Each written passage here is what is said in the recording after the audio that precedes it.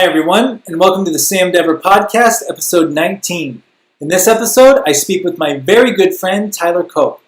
Tyler is a great friend of mine. We grew up together in Canton, Illinois, and throughout the years, our relationship has actually just gotten stronger and stronger as we've both moved to different cities, had different experiences, and he's just a really deep dude. Him and I constantly am having just great conversations about life, spirituality, things we read, philosophy, and I was really excited to have him on the show. He's been a very great supporter of the podcast and listening to every episode, so it was amazing and an honor to have him on here. And the book of the episode, I'm going to go a little different direction this time. It's called Thinking Physics by Lewis Carroll Epstein. Usually I'm talking about philosophy books or spirituality or something artsy, but this is a great book that Tyler actually inspired me to get because he got it. He's like, man, you really need to get this, check it out. So I did, and whether you're great at math and physics and all that doesn't matter because it's really meant to work your brain and to challenge your brain. And it's broken up in all these different sections of physics, and there's just, you can literally take a problem a day or every couple days and read it, think about it, and then look up the answer. And usually I don't get the answer right, but once in a while I do. But it's really meant just to get your brain working and just widen your perspective and strengthen those muscles. So, Thinking Physics by Lewis Carroll Epstein. Without further ado, here's my conversation with Tyler. Tyler Cope, welcome to the Sam Dever Podcast. What's happening, man? What's happening? Well, I pretty much knew and expected to see some plants, but man, like seeing it now, like in front of me here, you got a few plants, sir. I do, and it normally looks like this in this corner, but I'm flexing a little bit because I knew I was going to be on the Sam Dever podcast. So I moved a few things over and rearranged some things. It's probably like with me with my books. I want to like show it. Right. I mean, I didn't rent the plants or anything, but like I knew I was going to be filmed. So, well, so let's go into that, man. So how long is it now that you've been into plants? So like, I had messed with some plants back at the house in Lafayette. I had a garden. I had a flower garden and some vegetable garden and some landscaping that I did with my mom when I moved in there. And had a couple plants, but it wasn't really like, it didn't look like this. This kind of happened. I got 4 plants to cover my windows. And no, I had 1 plant previously that I got about a year ago. And then this spring, I got 4 plants to cover my windows. And from there, I just started picking up a couple more and then, ended up with some and it just grew, right? So I was trying to figure out how I was going to take care of all of these plants. And so I was like, I got to learn everything I can learn, right? Like that's the way to do it. And I went from like knowing nothing to like getting pretty knowledgeable and hanging out at the plant shop and it turned into like a part-time gig. And so I'm working at the plant shop and I'm not collecting plants, but it would appear as though I am, I'm just enjoying plants. What is it about it that you like? I mean, obviously aesthetically it looks cool, but is there a certain energy that it brings, like a calmness maybe? Yeah, it definitely, I think once you figure, at first it wasn't very calm trying to figure out the watering routine. Cause like I said, I kind of went from like 0 to 60 and had to learn things very quick. But like, yeah, I definitely think there's a calming, there's kind of just a calming nature to being around plants, and no pun. And I think that if we get down to it, there's a sacred spirit inside the plants, right? And it's the same as the spirit that's inside us. And so we are connecting with them regardless, I think, of whether we're aware of it or not. And so bringing them into our space sometimes can bring on that awareness. And kind of bridge that connection.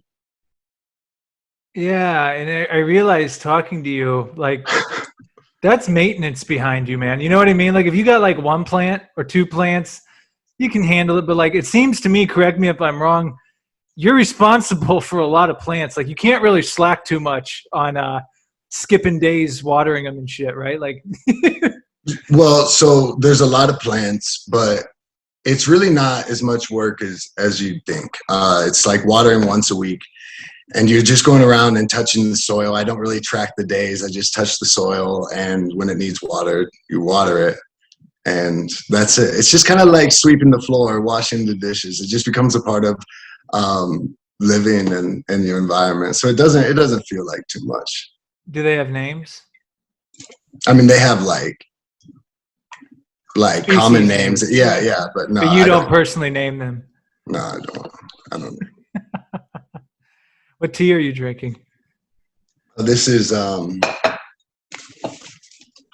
Yogi Sweet Ginger Citrus Turmeric Vitality. So, that's the wrong side. Oh, that's a good one. Yeah, I got a Yes, ginger turmeric going myself. And if you notice, well, first of all, shout out to you and to everyone watching and listening. If you've seen this salt lamp, this was given to me by this man here, along with this candle burning right now, which is phenomenal. And I also have the other set in the other room you gave me. Dude, really, you were totally right on this, bringing a vibe to the room, for sure. Yeah, I think lighting's important, and smells are important, and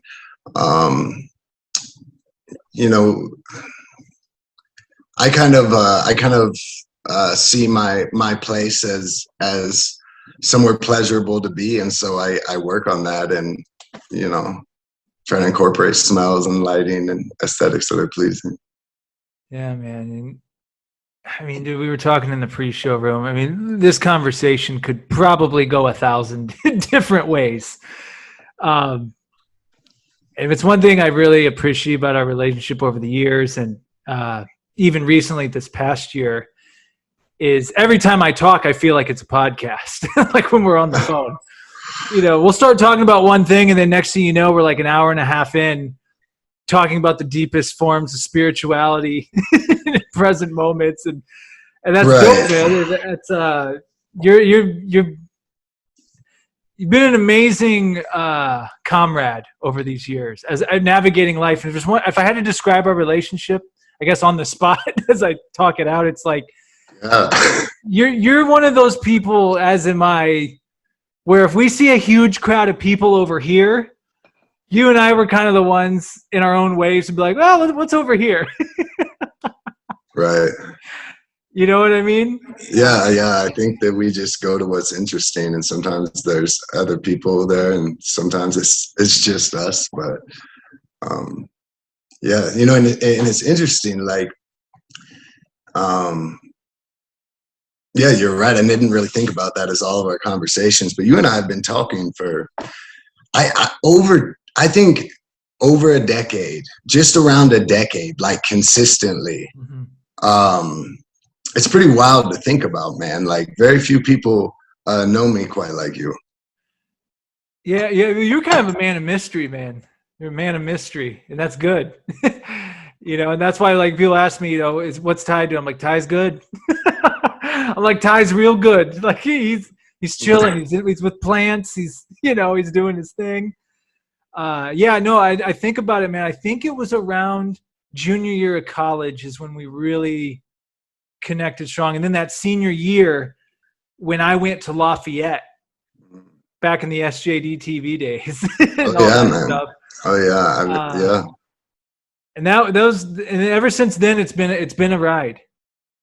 It's been a ride with you. And I'm very appreciative of that. And I just love having people in my life where it's just an open canvas. You know what I mean? It's like, we're just trying to, we know our time is short here, and I feel like you and I, especially, like, we'll have our own individual experiences, then we'll share them with each other. Like, yo, this happened to me. It was crazy. Have you ever experienced this? And we talk about it. And I think that's dope, instead of just being on autopilot being numbed by society and never really, I don't know. Well, yeah, I think that, I've just had the pleasure of getting to talk to you about some things that I've paused and thought about, completely random that really otherwise I would have just kept as a thought. But you and I have turned that into conversations, and then like we'll have a conversation weeks or months down the road that goes back to that. It turns into like a series of conversations, so yeah, man. Well, Yeah. what's dope about it now that now it's unraveling. It's like a tennis match, man. And like, I'll tell you about this book. Boom, served to you. And then you're like, yo, dude, you need to read this book. Boom, served back to me. And I'm like, dude, that's so dope, man, to have people. I like what we're exchanging books. We're sending books to each other. We're extending different interviews of people. And, it's so stimulating to have that, And I know both of us have had our own year of growth, to say the least, this past year and previous years. But I was wondering maybe we could start, maybe you telling me and us a little bit about your transformation, maybe from a spiritual perspective, because I know you've gotten more into meditation, reading, plants, things of that nature. So is there anything you can maybe in a nutshell describe your journey over these past 12 months? Over the past 12 months. So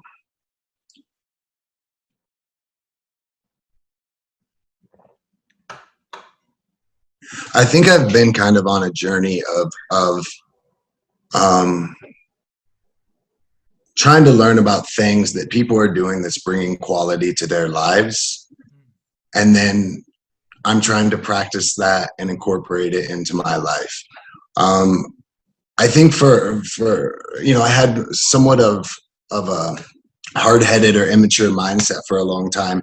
Like I could come up with the formula to my own like peace or my own, I don't know, like I could figure it out. And it kind of took some time to pause and look around me and think, why don't I utilize some of the things that other people are doing, the things that are right in front of us, things like meditation, things like reading, things like, you and I are big fans of Naval, right? So finding people that inspire us and then seeking out more information from them. And so it's just been this journey of trying to make each day a little bit better by practicing some really simple things and seeing what works and what doesn't, and what works I try to keep and what doesn't work. Maybe I toss to the side and we'll try later, or maybe not at all, but it's really just about learning and trying to grow and trying different things to do that,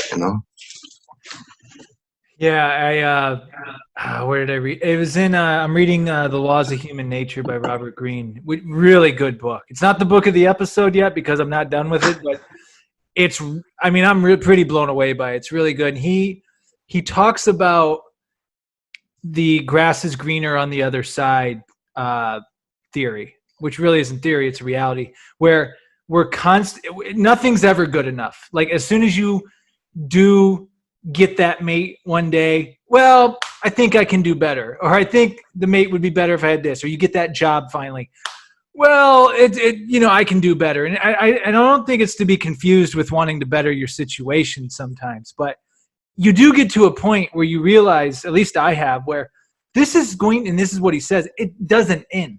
You're constantly going to be, if you get caught in that race, you're going to be thinking that way till the day you die. And me personally, going off some of the things you just said, these tools and these things, they've taught me to appreciate what is in front of me and what is my reality, not what I want my reality to be and what I think my reality is, but being satisfied and being happy and enjoying these moments. You know what I mean? Absolutely, man. I forget what I was listening to, but it was a podcast I think recently that was talking about that idea that we always are trying to get a little bit more. Once we get something, we start looking for more, and we almost have to reverse engineer that out of us. We have to deprogram that out of us, because that drive and that nature is something that our ancestors would have had in order to survive, in order to sustain over time. now we live in a time of excess. We don't need that. We don't need to do that anymore. We don't need to constantly gather and then figure out where we can get more and find another place to store that. It's just not necessary, but that's still kind of ingrained maybe in who we are as humans, as animals. And so I think that's a real challenge for us, because it's just something that we can know. Everybody knows the saying that the grass is greener, right? We're all aware of that trap, but we're always kind of either falling into it or catching ourselves from falling into it. But it's always kind of there waiting on us. It's interesting. Yeah. And it's even now, I realize, and as you know too, meditation and staying present takes work. Like, it's not like you meditate one time, or you read these things in a book one time. Maybe some people do, more power to them if they automatically. I think DeMello even says that. DeMello says, like, some people may hear what I say one time and get it and totally change their life, and some people may hear it 1,000 times and never get it. But I realize, like, I'll look at my man, like,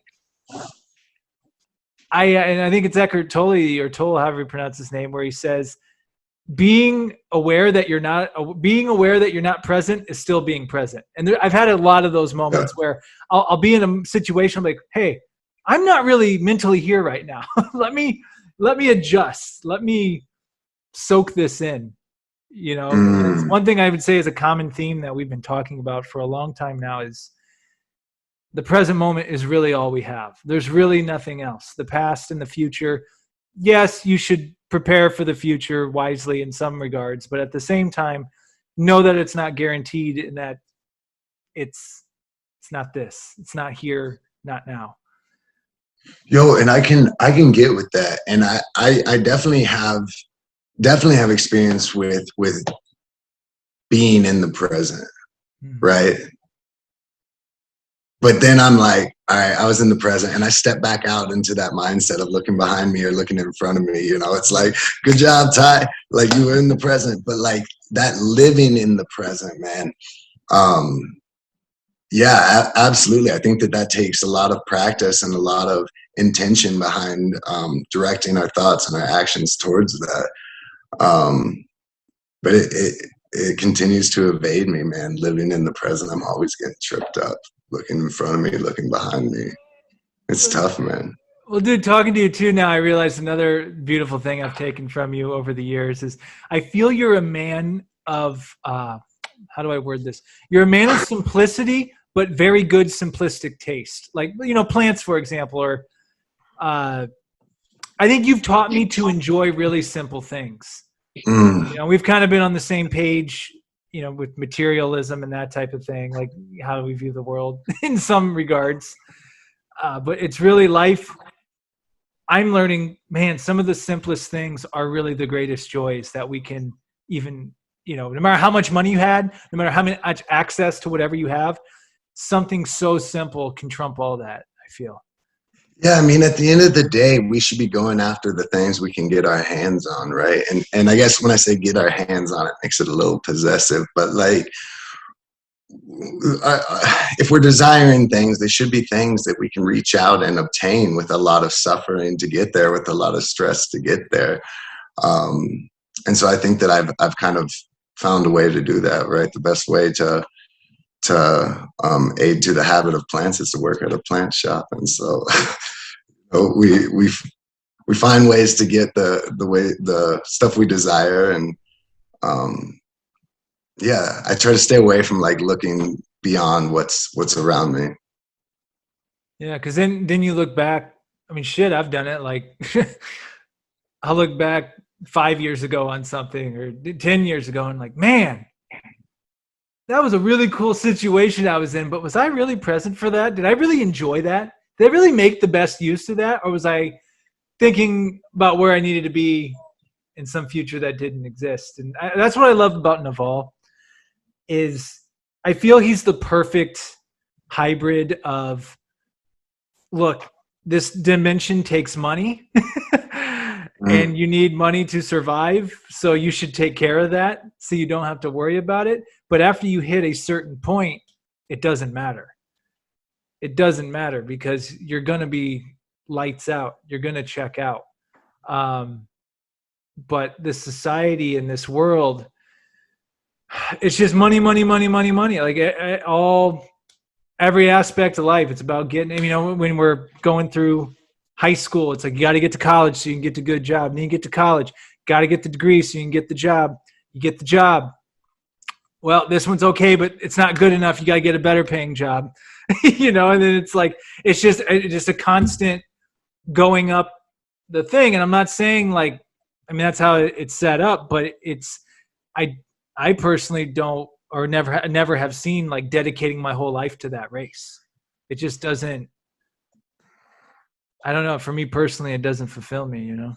Well, I think that you know, I am not in this group. I wish I could claim to be, but a lot of people our age, and especially people younger than us, are realizing that you know, possibly a better way to do that is to find ways to generate money themselves. You know, I do think that the days of getting into a company and just working hard and grinding and staying in it for 4 years or whatever, that's long over, right? And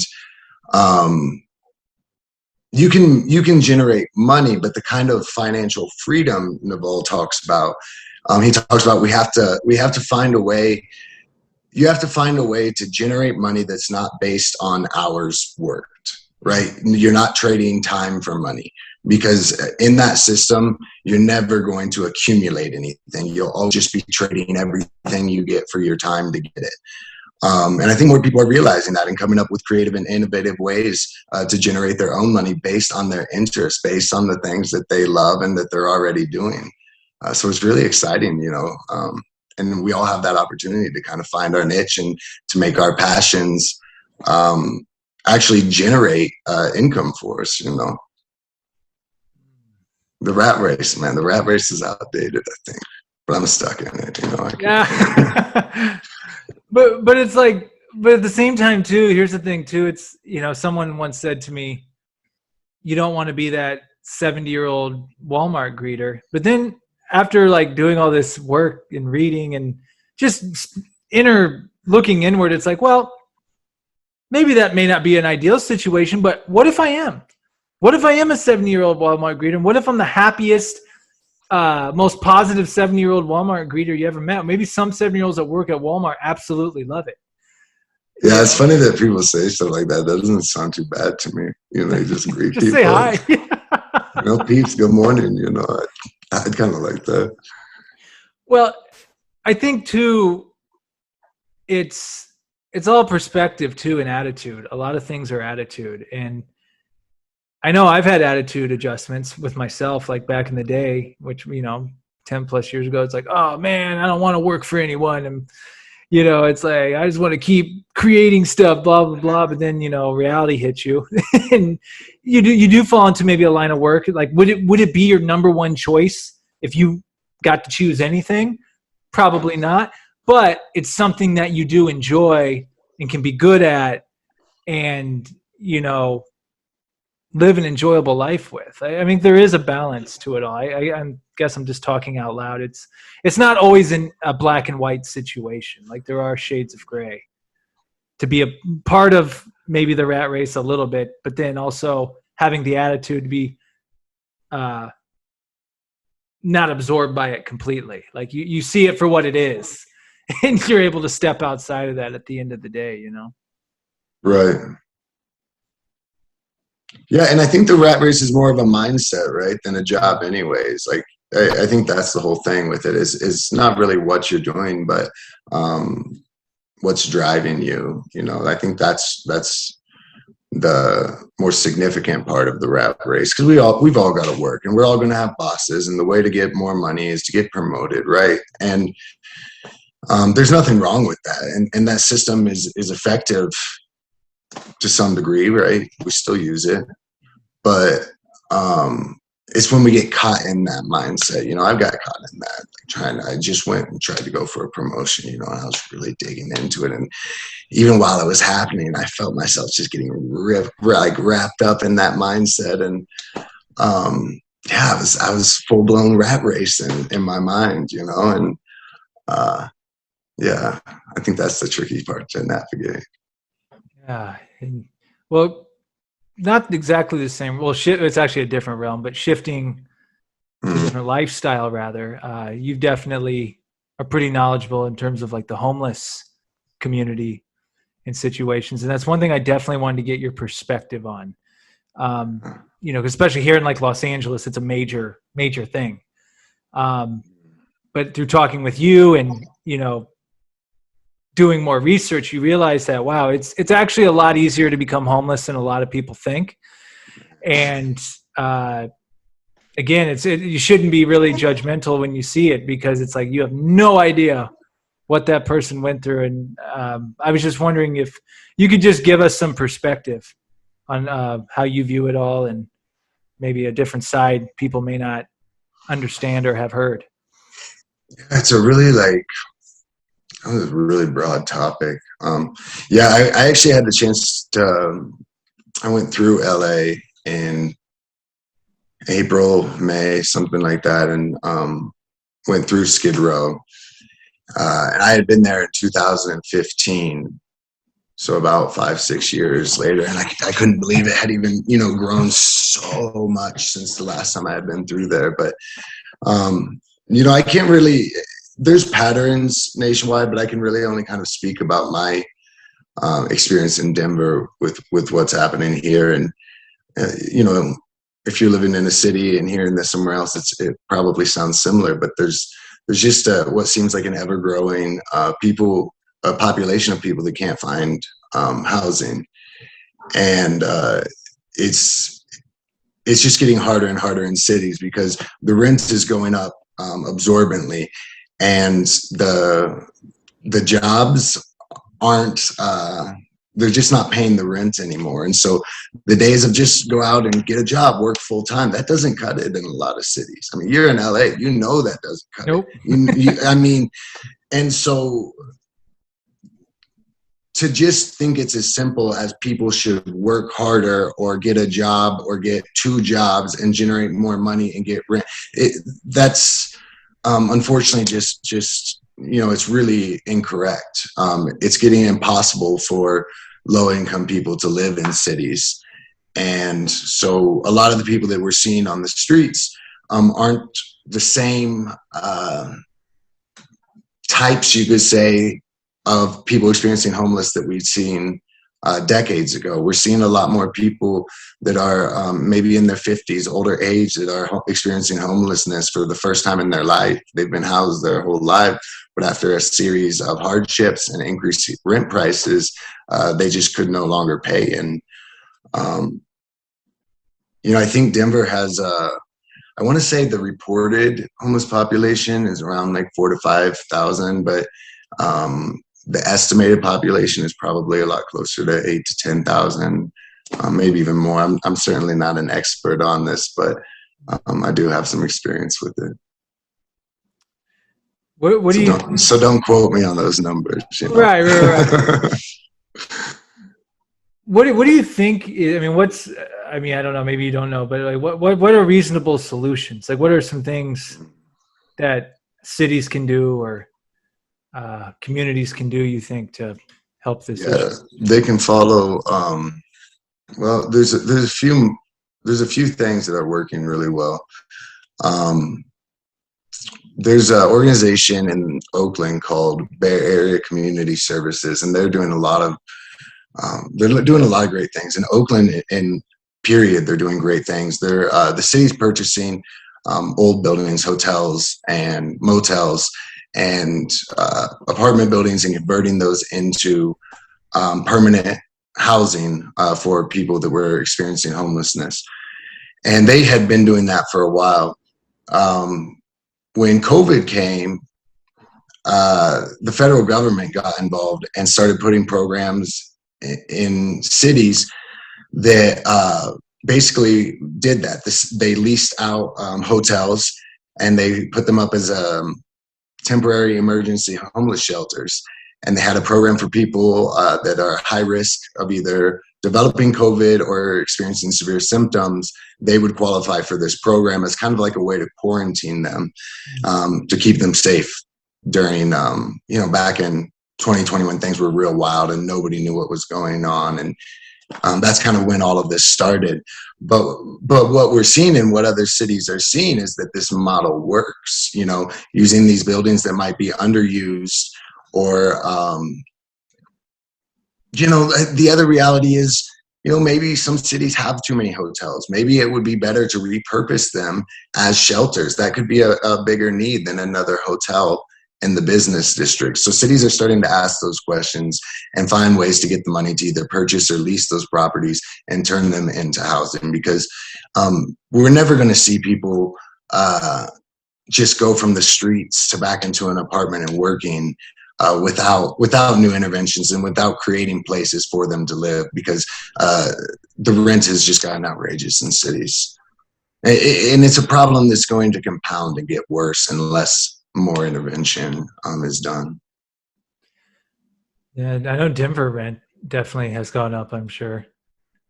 Yeah, it has, but I came in the wave, and so I experienced the rent. I was kind of at the beginning of when rent started to get high. So I'm not one of those people that can be like, oh, I remember when rent was $3 a month, But the people that are from here, they hate on us transplants sometimes because we all came and drove up the rent prices. I wanted to go with that. So you and I have both journeyed across the country in our own way to our own places. And whenever I hear or having a conversation with someone and they're thinking of moving to a new city, I'm like, man, go do it. Like, go do it. Yeah. Such a beautiful experience. Because how long have you been in Denver now? Been here 7 years? Yeah, just past 7 years. Absolutely. What was that moment like? Because you went from Lafayette to Denver, correct? What was that? I guess I'm just randomly picking this to talk about. It's like I am curious. I don't know if I've really asked you. Like, I remember talking to you back then, but what was your mind like? Okay, you're like, you knew you wanted to go to Denver. Yeah, what was the push? Like, what was the thing? Like, man, I gotta go. I'm gonna go to Denver. I remember the moment. So I think started coming out to Denver in like 2012. Well, I was actually in Boulder then. I was hanging out in Boulder, and I would come to Denver, and loved it. Everybody that comes to Colorado loves Colorado. And so I had been kind of kicking it around, and I wanted to leave Lafayette. I had been there about 8 years. And it was in January. We had, I think, what's that? Oh, you've lived out here. I don't know if you'll know the name of it. I think it's called a polar vortex. Have you heard of that? What is it? I don't know what it does, but basically it gets cold as hell. And I don't know what happens, but it sends cold air down.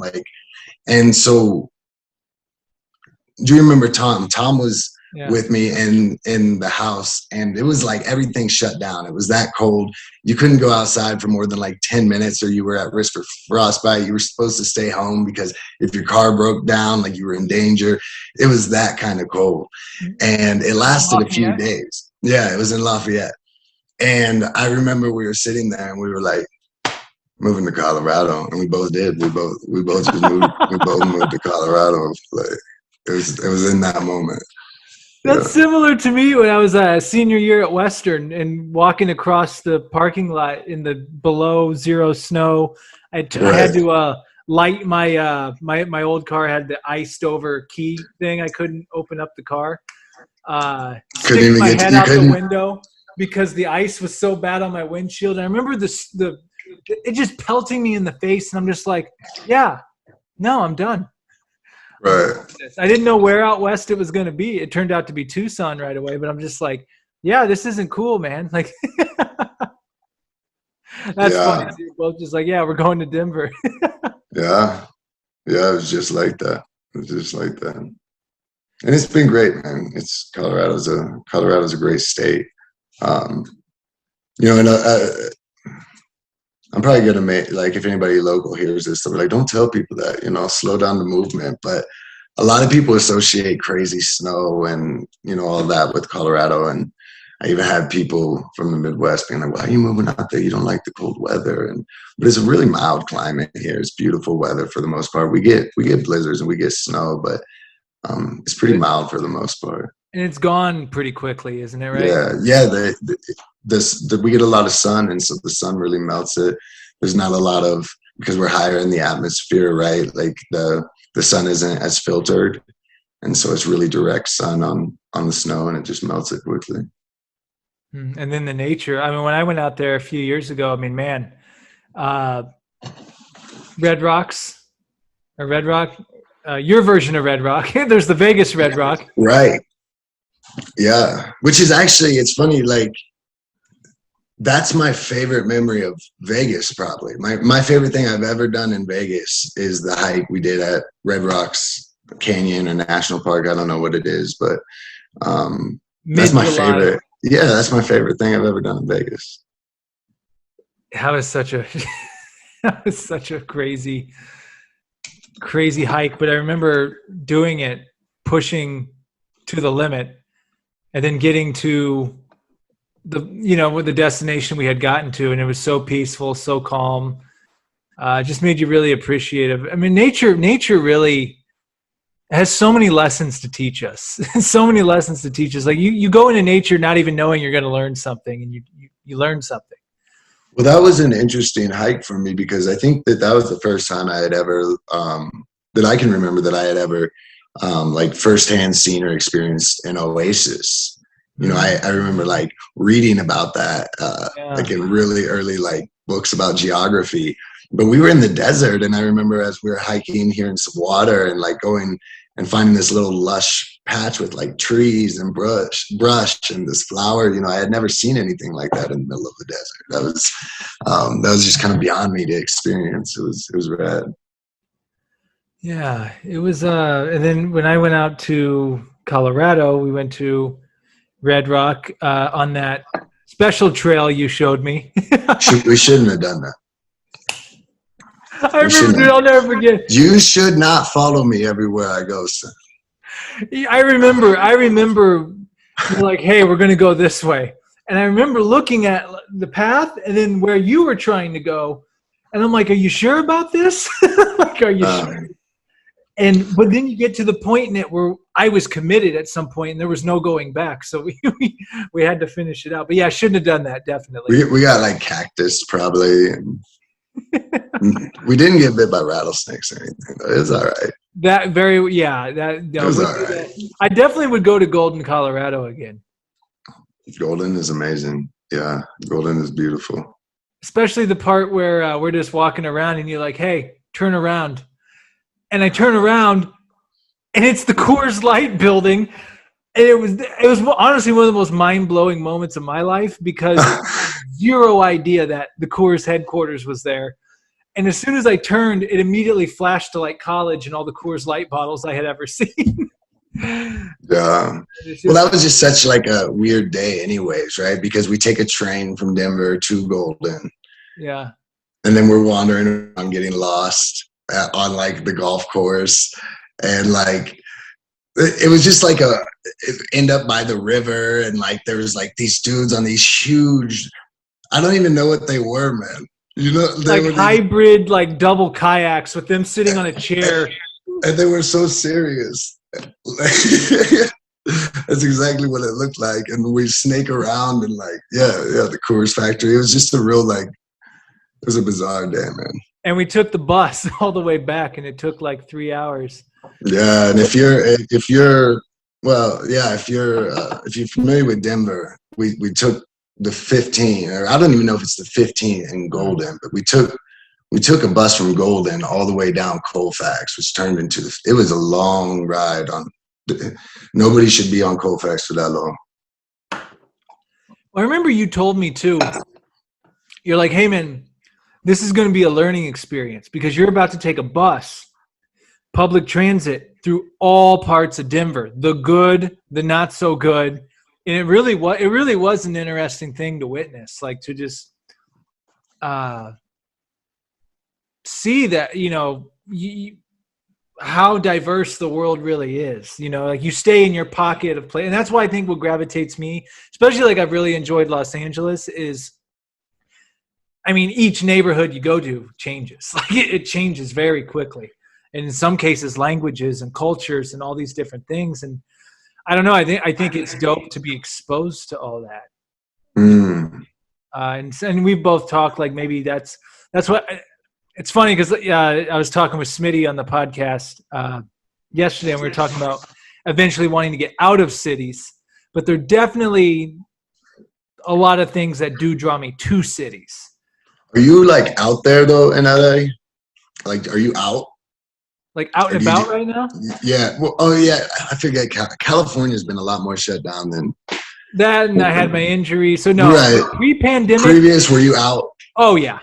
Yeah, you were shaking and grooving. Moving and grooving, not like mainly in the acting scene, but not as much like going out to like clubs and stuff. I didn't really. I got days out in Vegas, but definitely out, and especially for my job too, man. Just driving around everywhere, and to me, it was a beautiful experience because I haven't traveled the world, but I felt I got the next best thing, which was to be going into different parts of town where I'm the minority. I'm the only English speaking person. I'm the whatever. To be absorbed in that and to find different restaurants and different it just it's a big world, man. It's a really big world. And I haven't traveled the world, but I definitely see the appeal now, especially doing the type of work we've been doing this past year. Mm-hmm. Yeah, I'm like what I like about Denver is that I'm not out there at all. Like I don't, especially like I don't drink anymore, so I don't really. I mean, I go out sometimes with my friends, but I'm definitely not out at like bars and clubs, and I stick to myself for the most part. But it's nice that really on any night I can go out and do something. You know what I mean? And that, I think, for me is the beauty. I don't necessarily utilize everything around me all the time, but I love being able to, any day you want, you can go to a museum, or you can probably see some live music, or, there's interesting little shops and just all kinds of cool local stuff, right? There's, you could spend a whole day kind of searching and find things you've never seen before and still only see, just a small part. And I definitely enjoy that about living in a city. Piggybacking off of that and another conversation we had about, we were talking about being homebodies too. Because I'm to the point now where like, yeah, man, like I'm down to go do some things like for a short period of time, but that window hits me where I'm like, all right, time to split, like time to get back. Like those days of like, we're just gonna let loose and go wherever. Like I'm not saying I'm never gonna do that again in my life, but I don't seek that. Well, I was unaware of how much energy sometimes I was spending being out.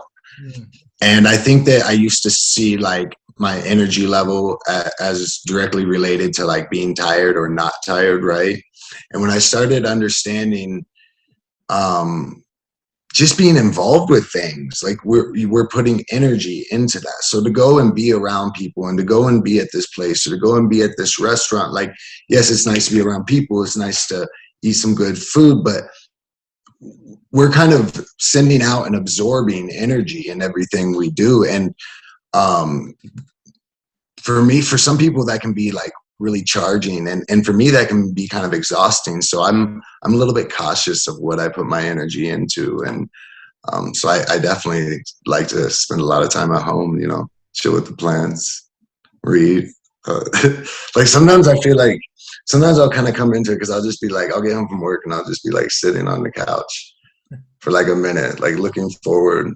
I'll be like, man, like, I don't know. I kind of like feel like if somebody saw this, they think I'm like crazy. Like if they look through the window, I'm just like a dude sitting on the couch staring straight ahead at the wall.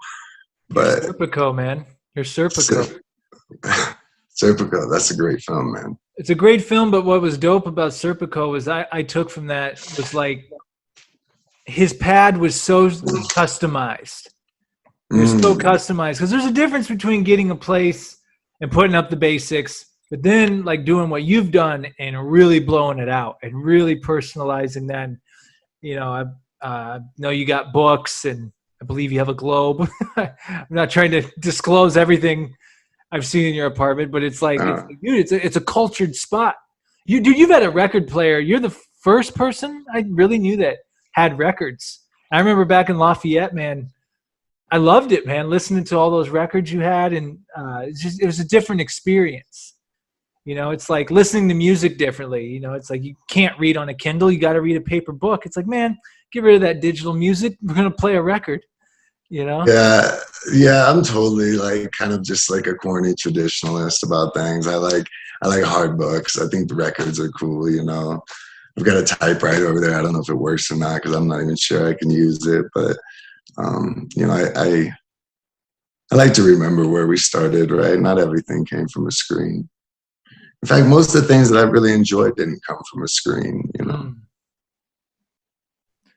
I know you've dove more into meditation this past year. Could you talk about maybe what that practice has done for you or meant for you or how you utilize it perhaps? Yeah. So, um,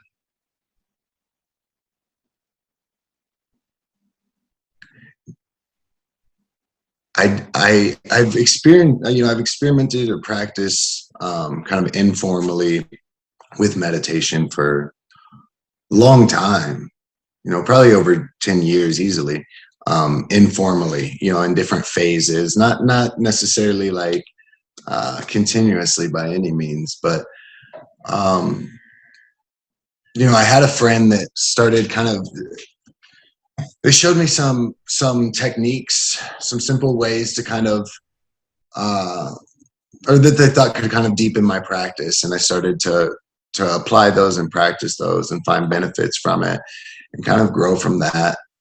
um you know, and I started uh kind of studying Buddhism and Buddhist practices of meditation, and going to meditation center here to get some actual like practice in, and a little bit of instruction with it, right? But all of that's kind of like the formal meditation, which is really what I thought meditation was that kind of ritual, you know, like get down in the morning, get on the pad and light a candle or whatever you do, you know, and have that moment, right? That's kind of what I always practice. And what I'm learning now is that kind of that practice that is continuous, right? Like when you're walking, when you're eating, when you're driving, you know, when I find my mind drifting, taking a moment and bringing myself back to the present or back to the breath, or sometimes if I'm driving, you know, a good place to put it is just on driving. Like I think of just driving, no external thoughts. And I'm just learning how beneficial that practice can be. Like it's great to do. I love the ritual practice of meditation just in itself, you know, sitting on the floor and you know, kind of having that zen as they say. But what I think is more useful is learning how to apply meditation into every moment that we can, you know. Yeah, and well, shoot, you talk about. Yeah, I think it's Empower Now. He talks about if you're gonna do the dishes, just do the dishes, just do them. Feel the water. Feel it. Really is. I mean, man, like I talk to you about this all the time, and it's. I don't know if I call it a downfall, or it can be for me, but social media. I just felt it, man. I felt that my attention span was terrible. My thoughts were constantly on checking posts and that, and I just finally deleted the apps off my phone for a few days. And dude, it was like night and day. As soon as I did that, I was so cleansed, and I was able to like really focus in on stuff again. And I'd say all that to be like, man, like how many things do we do on autopilot where we're not paying attention at Everything. In fact, I think that like if we're not on full autopilot, most of the time we're just on like this little step down from it, right? Like it's still just a little bit. In my experience, most of us aren't thinking most of the time. Yeah, we're just kind of buzzing around like bugs to a light. just mindless. Yeah, man. Yeah.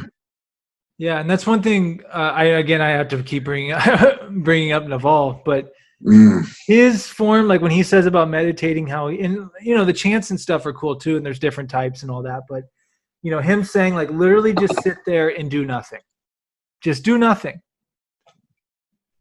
and whatever comes up comes up. And I really feel, and like he explained it as a bunch of things are going to come up and you're like wondering and questioning like why is this coming up, and then other things come in, but like eventually it all kind of fizzles down again. It's like your mind's way of like cleansing itself and rebooting, and it really makes you realize, man, like, is this how I think all the time? Like, am I just like in this neurotic state of I guess I'm kind of jumping all over the place, but another quote I saw was, the thing worse than the wrong decision is indecision. And it so hit me because I'm like, man, a lot of times indecision happens because we're just all over the place. But when you clear your mind and you wipe the table of the BS of a lot of it, the answers become pretty clear.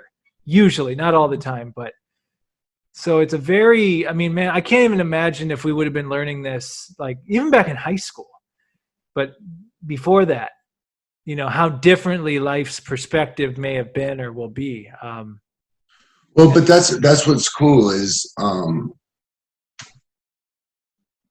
shout out to Nathan Taylor, right? Like where we grew up, this was kind of foreign language.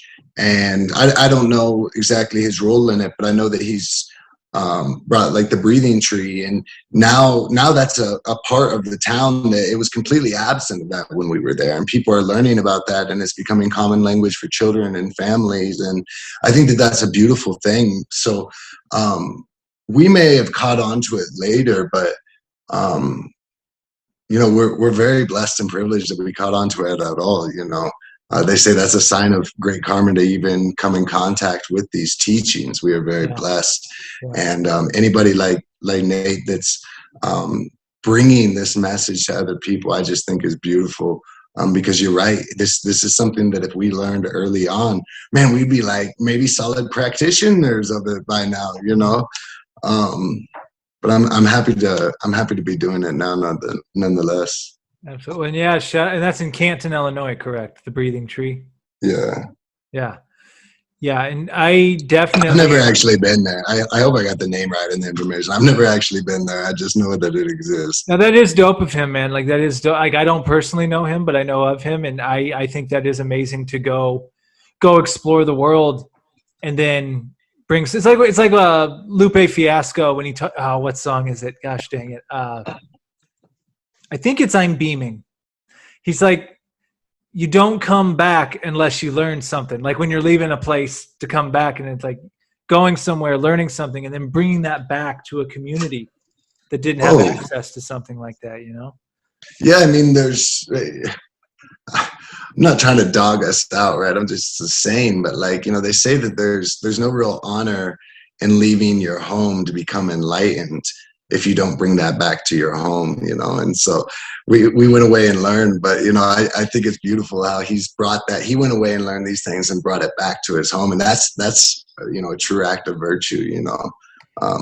Even like Bill Cook, man, the Bill Cook medical, absolutely, perfect guy that hit pretty much as big as you can get. How beautiful, right? And he's like, hey, I'm going to give back, and creates jobs and how beautiful. Yeah, it is. It's great. There's this book. My friend Julian, shout out to him, got me, called The Art of Noticing. And one of the exercises they give you to do in it, and I've actually tried this a couple times, go read whenever you see like statues or park benches, or they're all over when you really start to pay attention, especially in city, like even towns, they're everywhere. Those little those dedication plates. Go read those and then go look it up on Google or wherever and go learn about those people. It's interesting. Because usually those are people that were part of a community. And, I don't know if they make it big or they did well in life to some extent where they were able to give back to it. So that, it's something I'm glad you brought that up, because that is something to think about. Yeah, I mean, I think that giving back is is everything, right? That's practicing love, that's practicing compassion, and I think anything good that we get in this life, it comes from a place of love, peace, and compassion. There is nothing else. I don't know how far we want to go down this hole, but I think too, we'd have talks about, being a parent. If we were to ever be in those positions, and in this exact realm would be one of my motivators too, because I do feel, not that I'm in a position now to do it, but it's like, man, it's like having certain experiences and going through certain things and meeting certain people. And it's like, man, if I did have an offspring, being able to pass down some of this stuff to someone from the beginning, I mean, going to the Bhagavad Gita where they talk about people who are very enlightened in their past life and maybe not had hit that top plateau of enlightenment, their next life, they're immediately brought into a family where they're taught meditation, where they're taught a lot of spiritual practices and this type of thing. And that sounds great, man. But my parents tried to teach me all kinds of stuff, and I was just like, okay. Yeah. That's a good point. That's a good point. So, I mean, it's a great thought, but like some kids just don't listen, man. They want to go hang with their friends, man. They want to. Right. They're like, hey, come here. I'm going to teach you about meditation. They're like, okay. That's hilarious. I'll ride my bike. Yeah, well, maybe scrap that idea. No, I mean, I think that's, and that's something that's kind of cool, right? Like some of these practices we're talking about are kind of like Eastern practices that are fairly new in this country, right? Like, especially being practiced in mainstream, like there's yoga all over the place. Like yoga, never mind. I shouldn't have brought up yoga. Anyways, like it's new stuff here. It's new to us, but there's people that are coming from Asia that they have lineages of Buddhism and meditation. Their family's been Buddhist for potentially like thousands of years, right? Hundreds of years. So, that's a trip to think about too, is that, in our culture, this is new information, but this is old news to a lot of the world, man. You've actually humbled me quite a bit, but just say what you said, because I just realized, like, oh yeah, man, meditation, yeah. I'm like, go across the ocean, people like, dude, we've been on this shit for thousands of years, dude. Yeah. Like, I've been doing this shit since I was like 6. Right. That is actually really humbling now that I think about it. It's very humbling.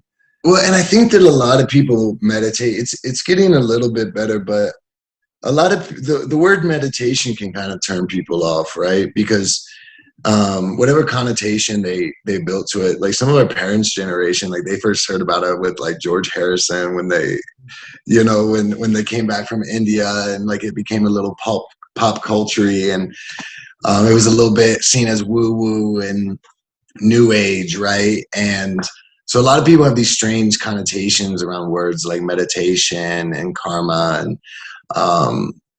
but we have principles that we discuss them nonetheless. Prayer for a lot of people is, I don't really distinguish it from meditation, but we have kind of a different language to express that some of us are more comfortable with.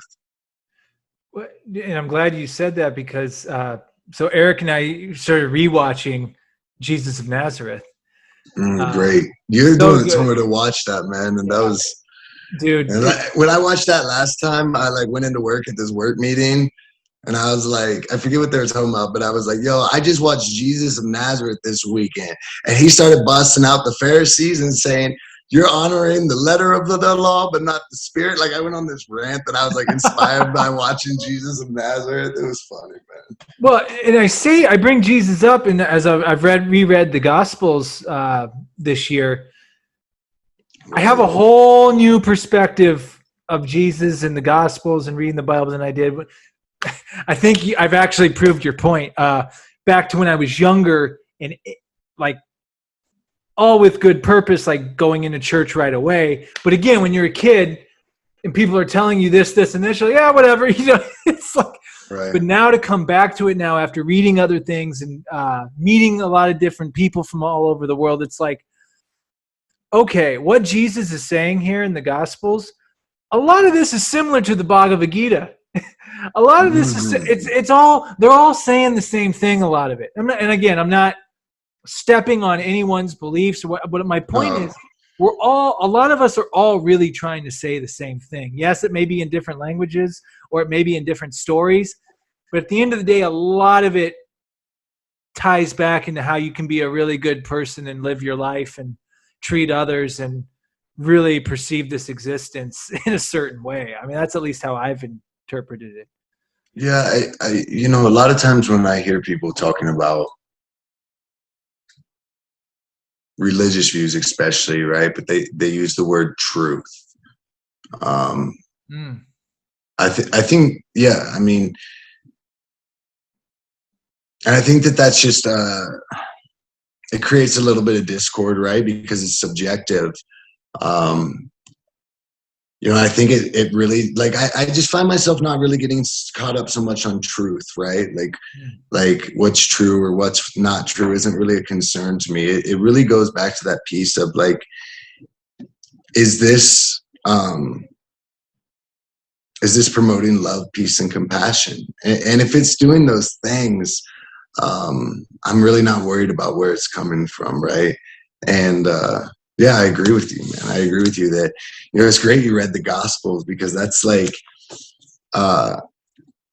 it's arguably the most important part of the Bible, right? But most people that have been practicing Christians their whole life have never actually read the Gospels. Like, I remember when you were doing it, like, you went through each book and read it, and there's good stuff in there, man. Dude, great stuff. Like, he was phenomenal, dude. Like, that's the thing. I'm like, dude, Jesus is like the man. Like, especially like watching the Jesus of Nazareth and going to the text, and now, like, and I think I'm just going to make a habit of just continuously going back and forth between those two, because the more I read it, the more I understand what they're portraying in the movie. And then the part where he's really starting to come out and reveal himself to people, and he's in his hometown of Nazareth, and they're basically booing him off the stage, and he's like, only in a prophet's hometown is he not appreciated.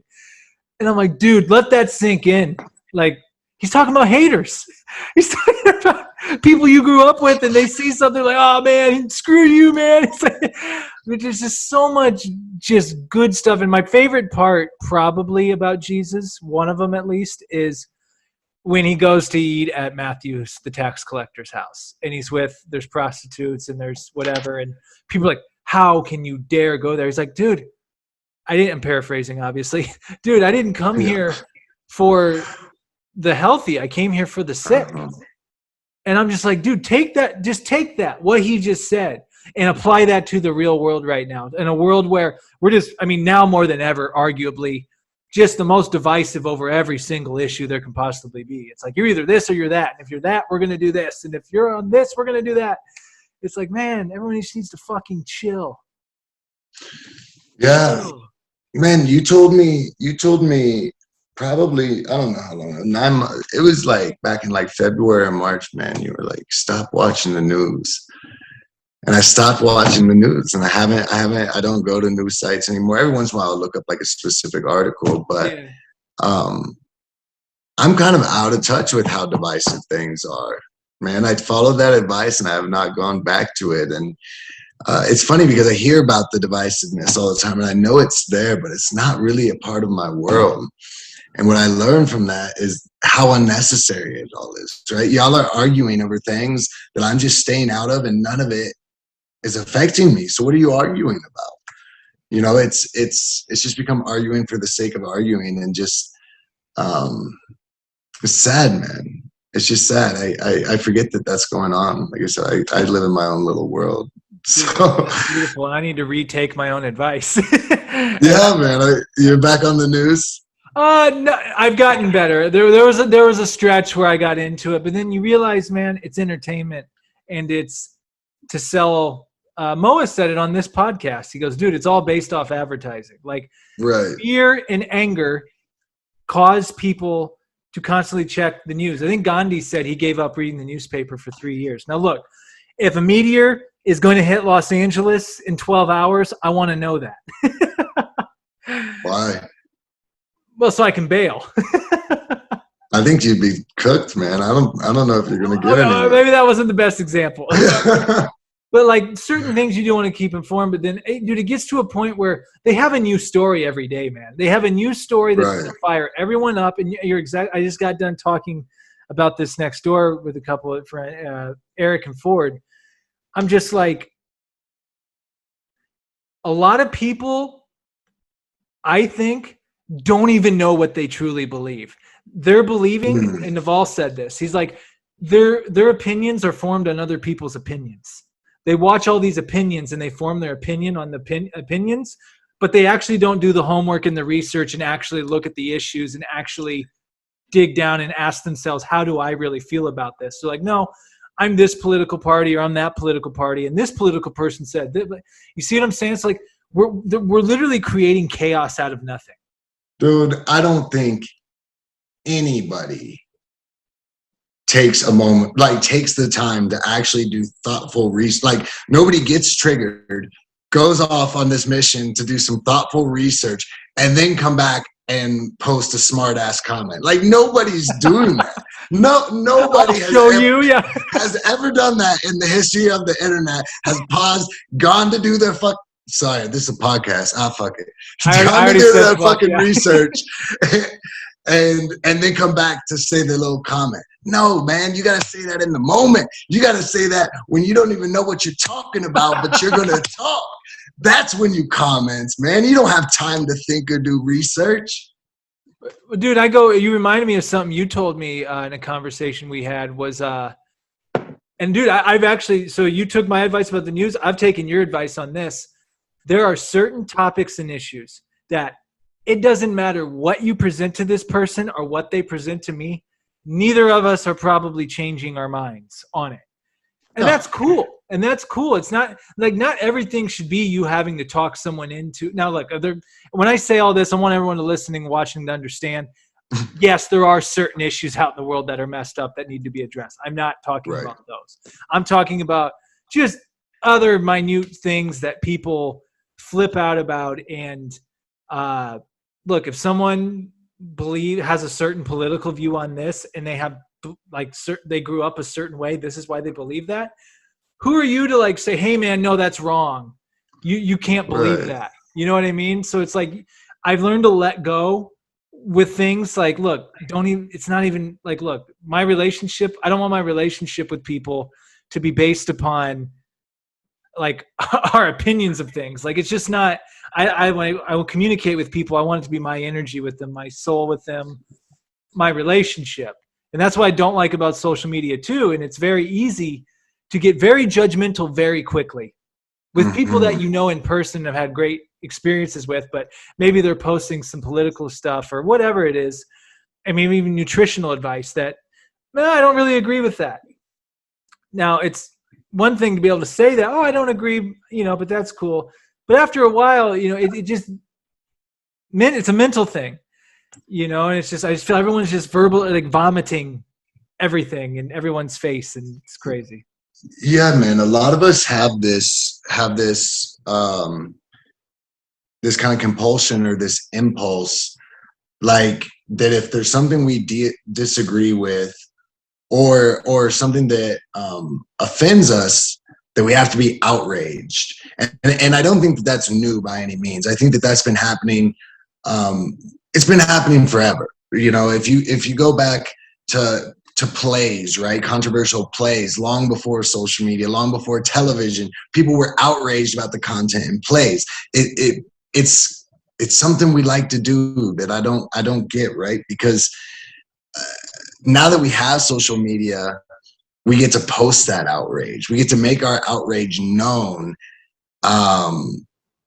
It's not just what we complain about around the dinner table. That's where the outrage used to be, in the church group or, at the school board meeting or, but now it's just everybody goes home and gets on the computer with their outrage, and then you'll put it over here and put it over here, and you'll share it with each other so you can all be outraged together. And it's like, yo, just be offended and shut up. Who cares? I get offended sometimes, but what does that matter? That's so. Well, I'll actually tie it into something you were talking at the beginning of the podcast about that animal instinct for more. I've heard theories on why we're so neurotic and crazy about things now is because we don't have to worry about hunting for food anymore. You don't have to worry about a lion jumping out of the well, not at least in the States. Well, it depends if you're in the mountains. There's mountain lions, but you know what I mean. Like it's like we have a lot of comforts now that we're freed up to just let our minds wander to whatever. And I think a lot of people gravitate, and it's addicting to these emotional urges that social media and controversial topics create. And so it's not a healthy place to be, dude. What do you say to somebody who tells you like, yo, Sam, I feel like I get mad every time I get on Facebook, right? Like, so they're telling you that they just, every time they get on Facebook, they're getting upset by it. What's your response to that? How do you work through that? Get off Facebook. Don't get on it. Get off Facebook. The stove's hot. The stove's hot. Why is it so hot?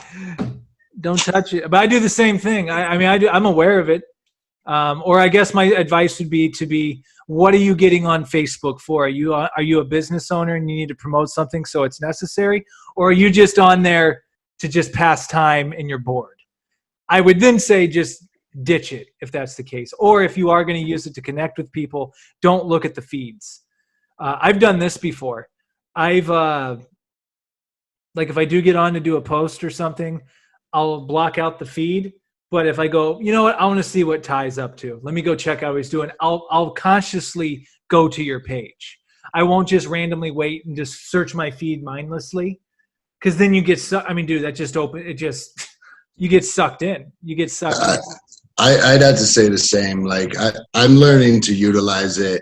That if I'm curious what somebody's been up to, they cross my mind, then I try to go to their page directly, because it's really easy for me to get lost in scrolling. And it's like, I don't know, I feel like I've heard it before, but a lot of it's just ads, right? Like a lot of the posts aren't even from our friends. They're just ads. Yeah, it's best to stay away. I'd agree. And actually, you've motivated me to even go further, because even with this podcast, if it wasn't for doing the podcast, I'd be off at this point. But now it's like, all right, well, I'm doing I should post when it's out and stuff like that. But even then now I'm just finding, I think Joe Rogan calls it post and ghost. Like post, dip off.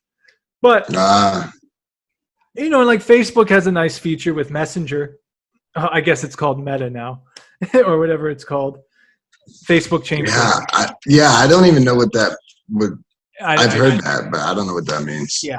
So it's like, look, if you want to shoot someone a quick message you haven't talked to in a while, cool. That's cool. But I definitely feel it's not used what it used to be used for. Like even 7 years ago. Yeah, it was cool when someone would shoot me a Facebook message and like, dude, I'm going to be in Vegas, man. You around? Like it was a networking tool. But now it's just a pure, especially over the past few years, and now it's just pure mind warp of just crap. So I don't know, man. It's it just really makes me appreciate these practices as we've been talking about, and to remind myself. And again, sometimes I'll even think, and my injury taught me this, and then also I'll sometimes, Wayne Dyer talks about this. He says, have the near-death experience without the near-death experience.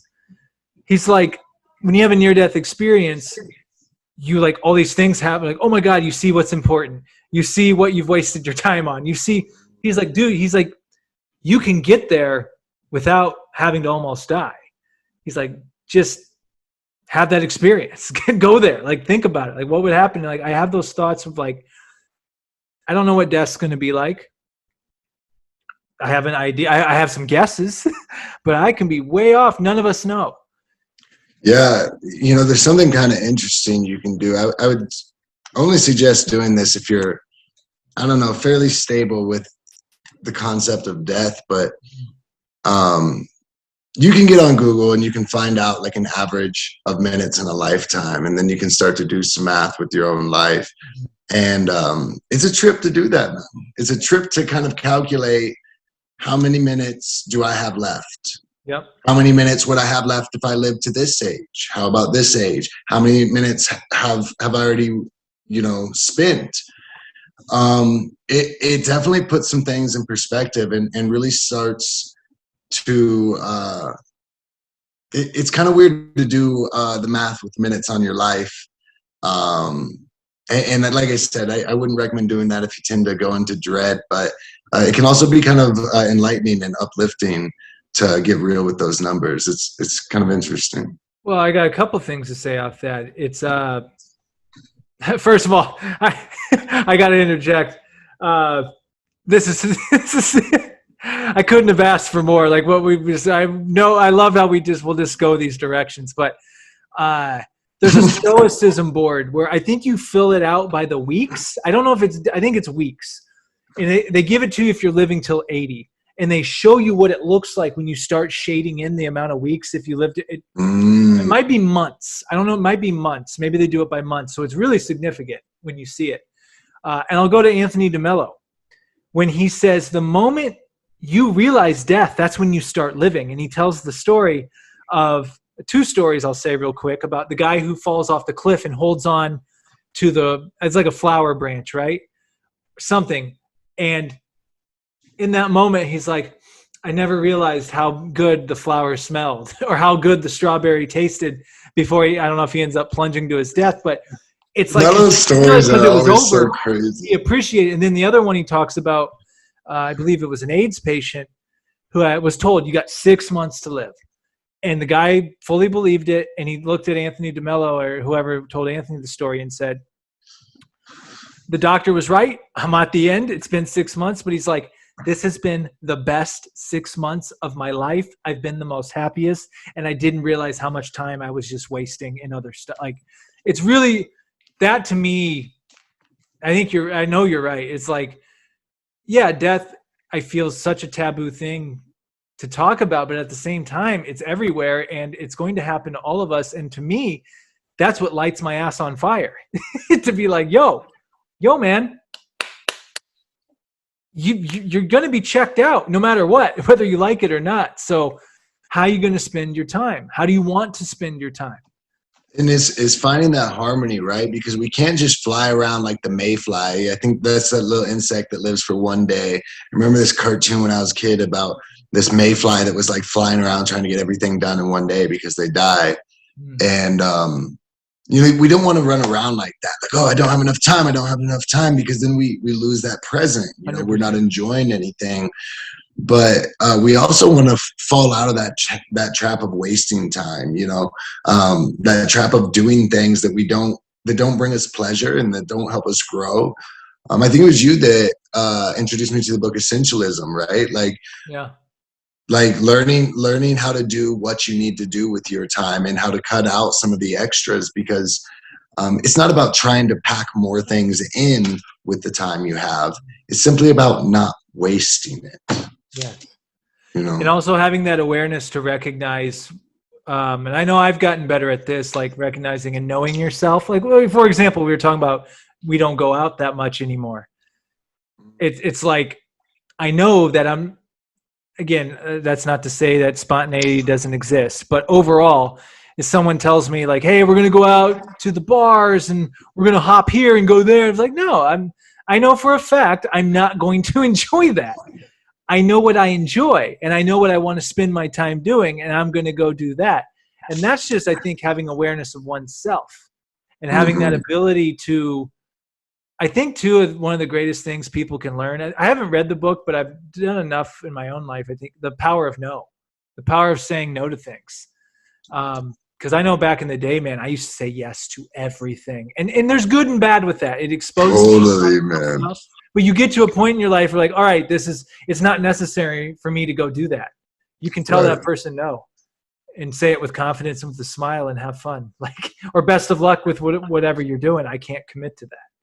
You know? Oh yeah, man. Isn't it like, yeah, it's a trip. Like we worry so much sometimes. Like if somebody asks like, hey, can you help me move? Like, I get all weird about just telling them like, no, I'm not gonna do that. But we should feel free to do that.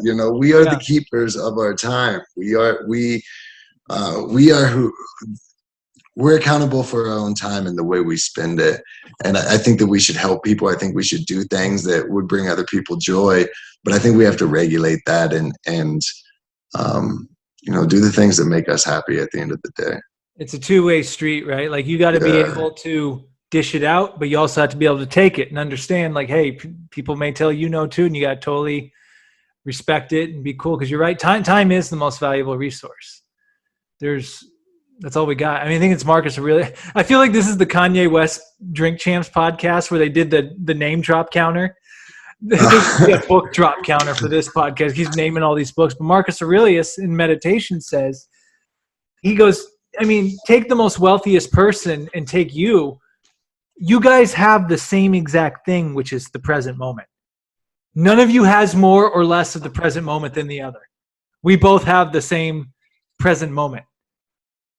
So, of course, some people have more resources and money and blah, blah, blah. But at the end of the day, someone with the richest amount of resources and the most wealth would give every single bit of it away at the end of the line just to get more time.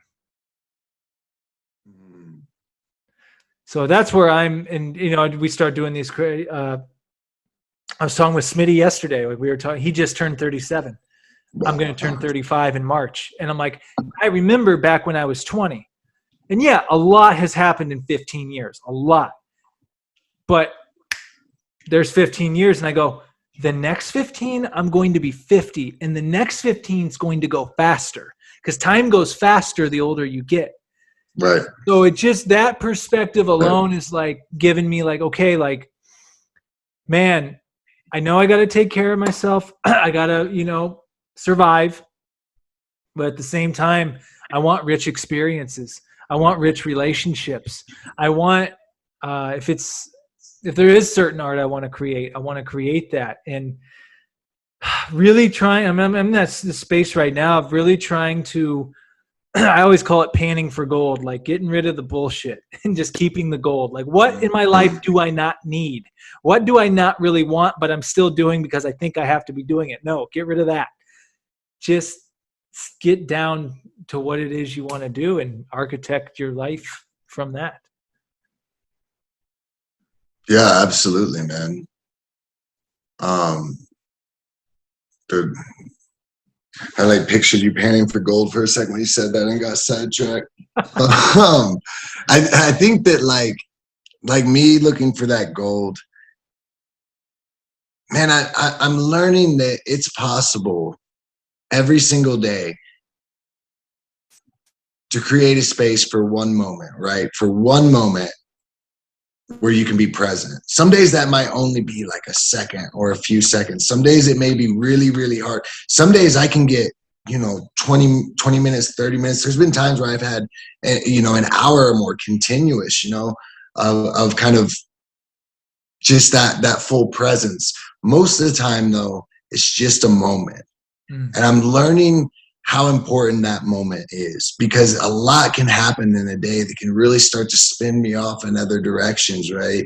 But learning how to create that moment in the day where I bring things back to my breath or bring things back to like a spot on the floor or bring things back to the way it feels that I'm sitting down in this chair, right? Or that the tea mug feels on my hands, like finding that kind of that thing to focus on and bring me down.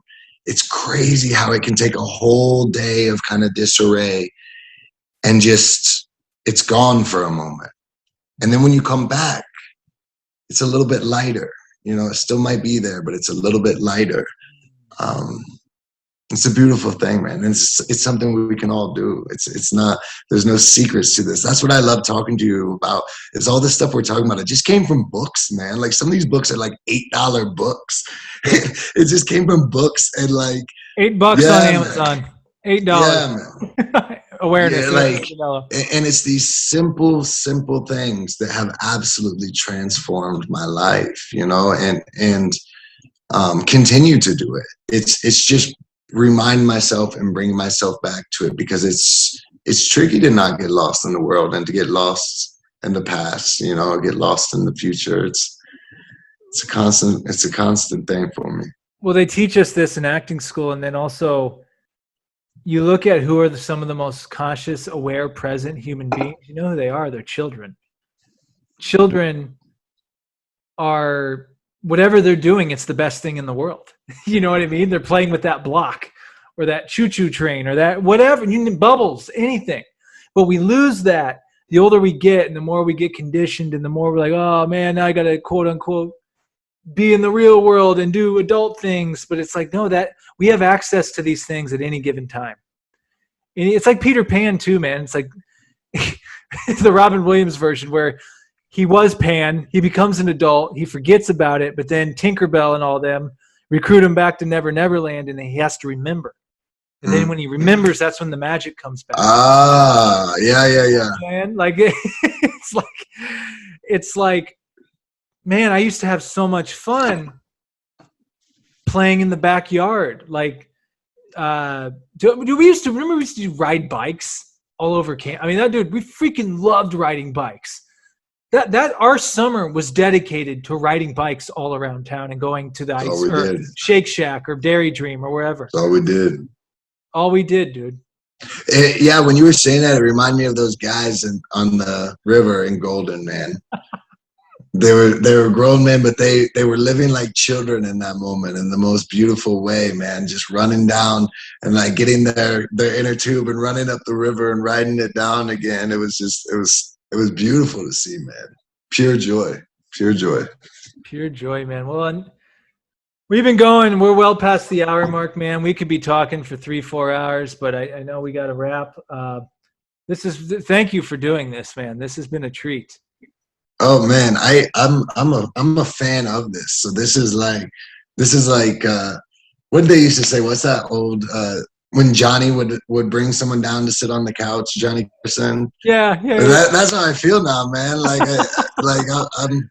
It's an honor and a privilege, man, and I love talking to you. So any opportunity to do that, I'm there, man. Yeah, man. No, and I really appreciate your support because you do check out all the podcasts and you inspire me to keep going with it. And like I told you, man, this is one of those things where like I'm not trying to quote unquote be a podcaster. I just want to make podcasts, if that makes sense. Like it's just I'm just enjoying these connections, especially with people. And I'm really not that I won't talk to people I don't know as well or don't know at all, because I would, but I'm finding so much more value of just talking to the people I came up with, man. Like, you know what I mean? Like, it's just so, and then capturing this, putting it on the internet, and maybe we listen to it and get something out of it, or maybe someone random listens to it and goes, oh, yeah, okay. It's like, I can dig I think you're just doing something really cool, man. You've had some really great people on here.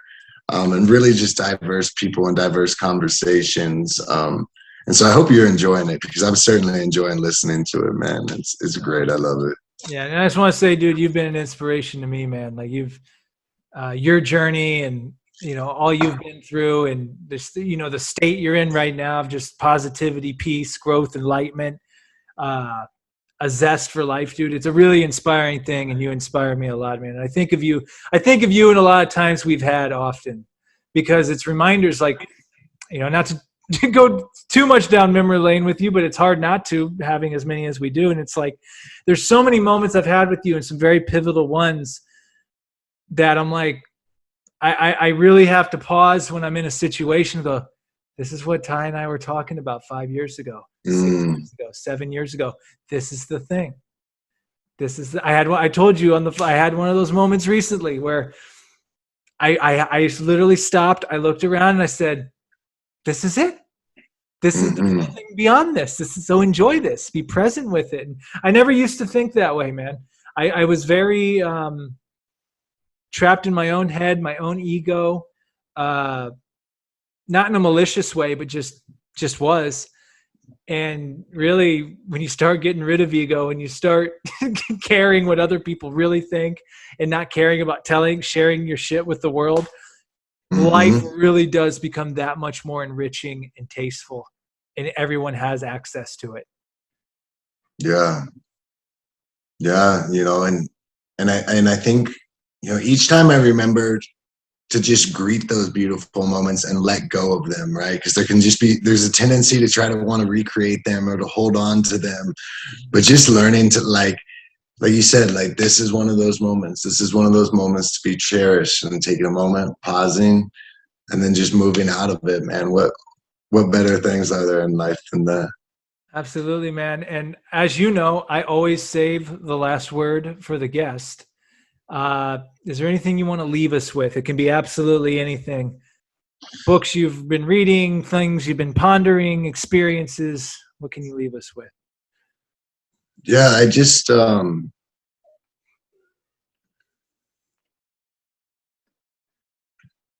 think that people right now are at a place of rebuilding. We've all kind of had unique circumstances throughout the last year, however long since the epidemic started. A lot of people are growing and changing things around in their life, and I just think we should grab onto this moment and run with that, because sometimes it's really hard to get those catalysts that create change. Sometimes it's really hard to find that moment that kind of sparks inspiration, and a lot of people around me seem to kind of have that right now. And so I would just say run with that, and enjoy life. Tell your friends and family you love them, man. And, just be kind. That's beautiful, man. Well, on that note, my friend, Man. thanks for doing this. And yeah, I love you, brother. Thank you so much for having me on. I love you too, man. Much blessings and gratitude. And our times aren't done, man. I foresee, I don't want to set expectations, but you're one of those people, man. Like, it's fun. I'm grateful to have these people such as you in my life. Like, we may not physically see each other for a while, but when we do, it's like we just picked up where we left off. You know what I mean? Yeah. It's like, I'm very grateful to have people on this journey that I can check in with and have these really deep, open conversations about anything. And it just makes it fun. We're all traveling through this, and I'm giving myself the last one. No, I love it, man. I love it. Oh shit, but it's like, yeah, man, like we're all traveling, and then we have these moments where we meet. Oh, hi there, friend. Hi there, friend. You exchange, and like, I'm off on my journey again. I'm off on my journey. Hope to see you there. Maybe it's in this lifetime. Maybe it's in the next. I don't know. That's just dope, dude. Oh, I do have to say, while you're on here, the book of the episode, out of all the spiritual books we thought, I picked Thinking Physics. Oh yeah, man. You haven't featured that yet, huh? No, it's a tribute to Naval, and for just one of those. It's different, man. You're one of those people too. You inspired me to get this. Naval told me about it, but not me. I listened to him and he said it. But you like, yo, I got that book. And I'm like, really? You're like, yeah, it's pretty cool. I'm like, I'm gonna get that.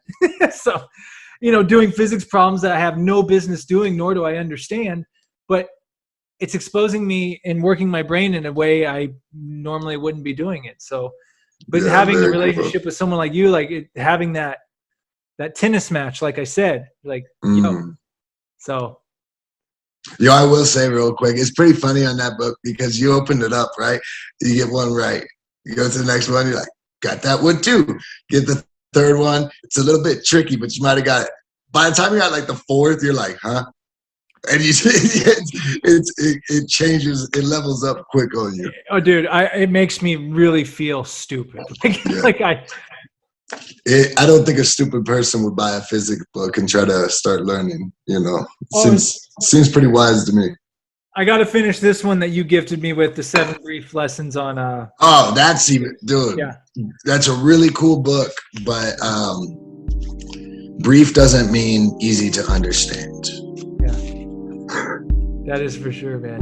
Well, on that note, my friend, we will talk soon. I'm going to end the recording.